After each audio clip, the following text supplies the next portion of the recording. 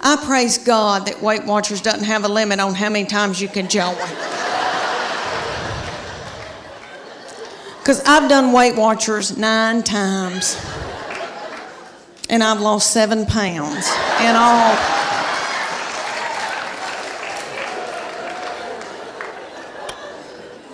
It's because I don't follow it.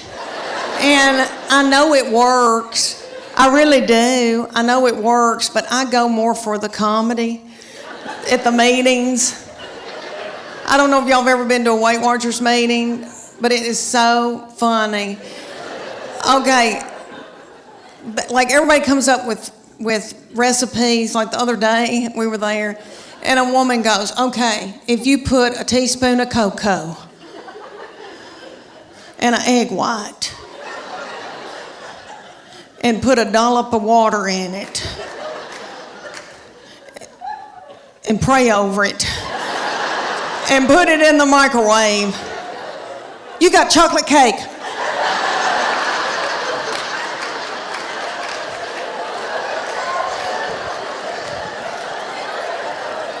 And we've all got our iPhone out and trying to film her. And then somebody will get up and they'll go, oh my gosh, y'all, there's fat-free chocolate mint ice cream, but you can only find it at the Harriman Walmart. And people start throwing chairs and like running in a panic. This is what I figured out about myself. Okay, I eat, and I think it's because I'm from sweet country farming people. We value our children and what we've grown to eat and what we've killed. So my people use food for everything. If you're happy, if you're sad, if whatever. I mean, a celebration, woo, okay. And I know I've done that, and I know that I eat emotionally, but I never wanted to ride around in a minivan on dope or alcohol with little children in the car. I didn't want to drink whiskey, so my kids would get to fighting, and my husband would say something hateful like, "What have you done all day?"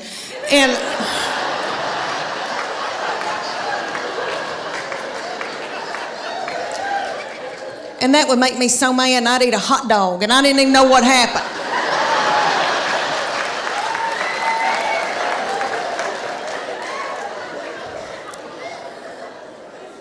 But Weight Watchers has a point system. So say you get like 23 points out of the day, and you got to go within those points, and they'll say, fruits and vegetables are free.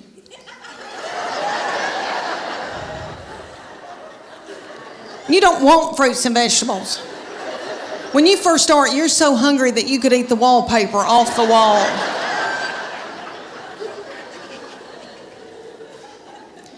A chicken breast is 3 points. A Snicker bar is 12 points. That's what you want. I've been known to be in the closet turning a lamp on and off, eating a sleeve of Chips Ahoy cookies.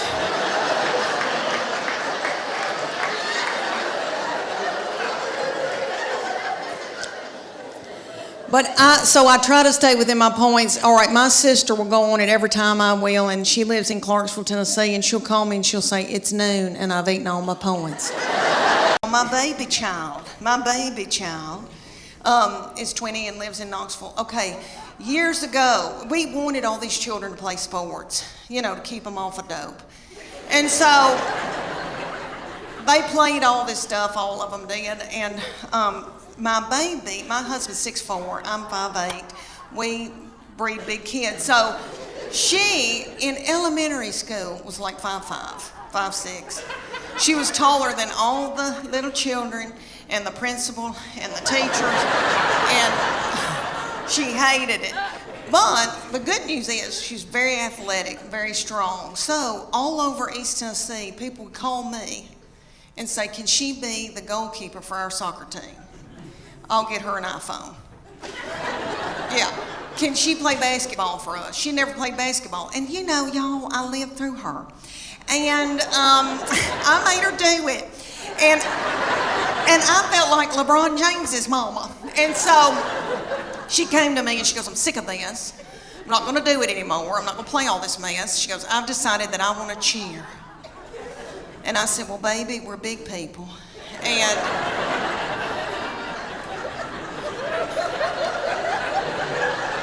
I said, we don't tumble, but I'll figure something out. Well, all over the United States, they've got this thing called competition cheer. And it's kind of like, if you don't know what that is, it's kind of like Honey Boo Boo meets the Olympics, really. It's gymnast. They're gymnasts. And there's one in Knoxville called the Sharks.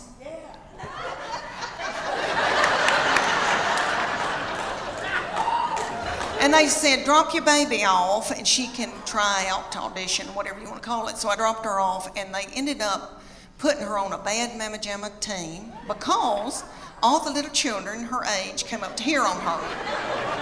And somebody's got to throw them up in the air. So they were thrilled with her and they treated us like royalty. But anyway, they said, you're going to come in here twice a week, learn a 2-minute routine. It's going to cost you $150 a month. It's like, okay. They said, there's a uniform that you're going to order, and it comes to here. It's going to expose her stomach. She's going to have a tiny skirt on with a slit in it with a glitter panty underneath it. It's $300. I said, that's a whore outfit.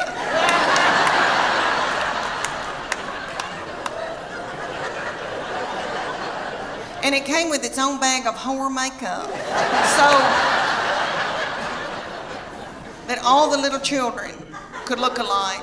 And they said, y'all are going to travel to faraway lands and compete against other little whore children.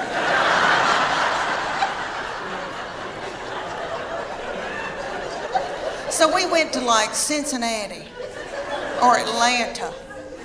And we had to get hotel rooms and the gas and all of that. And then you drive up to a big coliseum, a huge coliseum. And there's tens of thousands of little whore children walking around. And my husband said, there could be pedophiles here. This is the ugliest thing I've ever, something's not right. Okay, so then they said, you're going to pay $150 for your baby to be in this competition. You're going to have to pay $30 to put a band on to get in and watch your baby in this competition. Somebody was selling corn dogs for $15. Okay.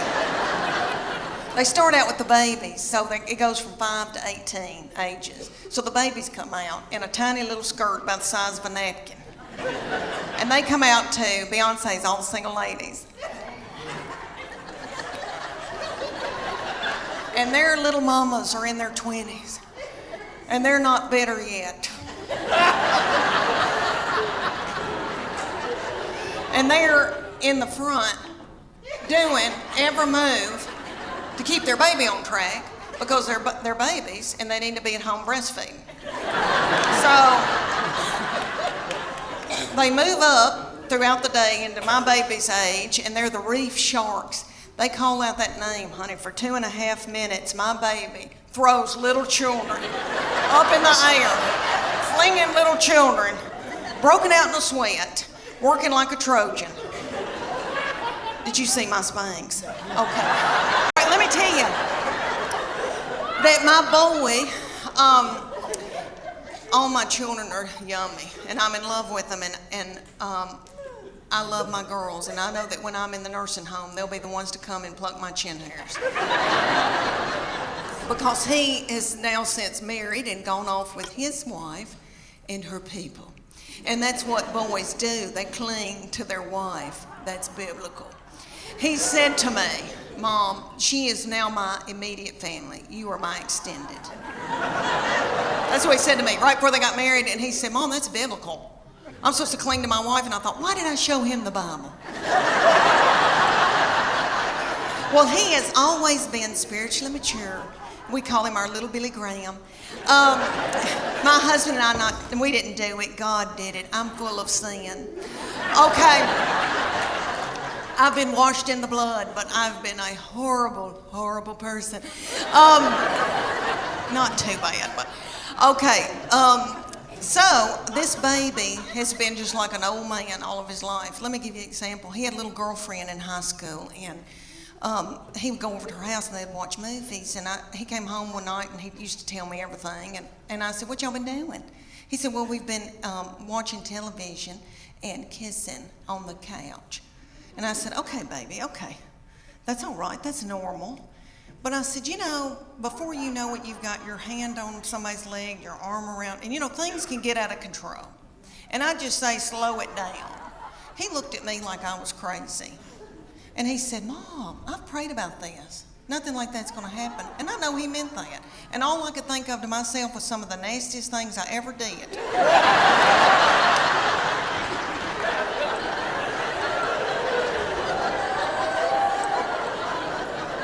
Was at the Adams United Methodist Youth Fellowship on a hayride. I don't know what it was about hay that set me on fire. I wish it did now, because I could get a new purse out of that.